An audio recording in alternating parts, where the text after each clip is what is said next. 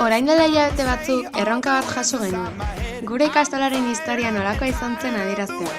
Baina horretarako, lehenik gure ikastolako historian murgildu behar izan genuen.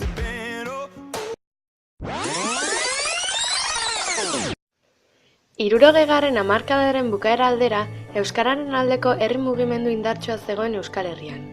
Euskal gizarteak bizi zuen itxaropena epelduko zuen oztoporik ez baitzegoen garai gogor haietan. Hasiera hartan, baliabide uri eta administrazioaren aldetik trabak besterik ez izan arren, gizartea euskalduntzeko aurrera pausu garrantzitsuak eman ziren. Giro honetan sortu ziren Euskal Herriko ikastola ugari, eta nola ez, Ibarrakoak ere 1970ean eman zituen bere lehen urratsak. Lehendabiziko gelak elizaren ondoan jarri ziren, eta ikastolako lehen andereña Bittoriola etxea izan zen. Makina bat oztopo izan zituen inspektorearekin, ikastolaren legeztapena zela eta. 1975ean bi gela zeuden, eta Patri Zabala hasi zen lanean.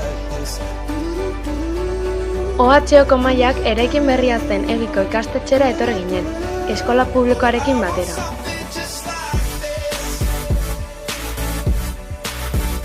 Mila 1981ean, eskola publikoak erabiltzen zituen plazako geletan, eskola aurre osoa bildu genuen.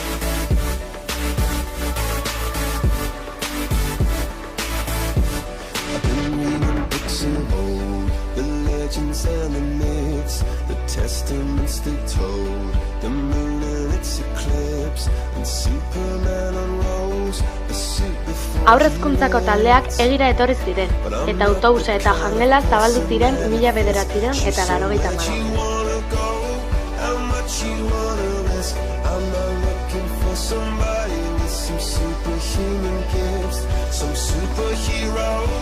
Some fairy tale bliss, just something I can turn to, somebody I can miss. I want something just like this.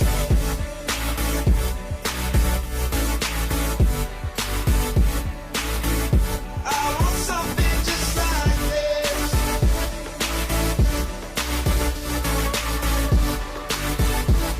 Mila 1985ean, ikastolaren 25. urteurrena ospatu zen.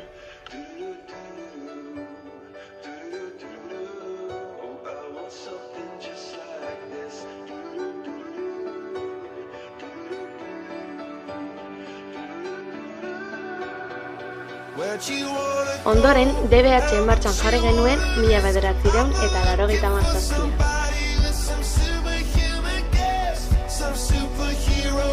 2001ean, kulturasteak antolatzen hasteaz gain, udalarekin lankidetzan haurreskola eta ludoteka zabaldu genitu.